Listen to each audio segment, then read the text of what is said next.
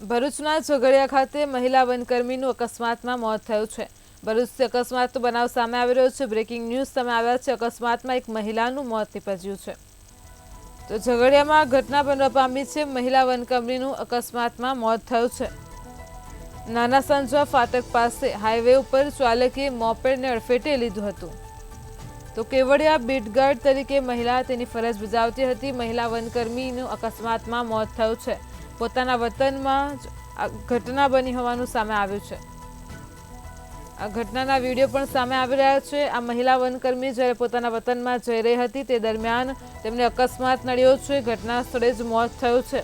તો ભરૂચના ઝઘડિયા ખાતે મહિલા વનકર્મીનું અકસ્માતમાં મોત થયું છે। તેઓ નાના સાંજવા ફાટક પાસે જે ઘટના બનવા પામી છે તેમાં હાઈવે ઉપર ચાલકે મોપેડને અડફેટે લીધું હતું। આ જે મહિલા છે જેમનું મોત નીપજ્યું છે તે કેવડિયા બીટગાર્ડ તરીકે ફરજ બજાવતા હતા। પોતાના વતનમાં જતી વખતે આ ઘટના બની છે। મહિલાને અકસ્માત નડ્યો છે।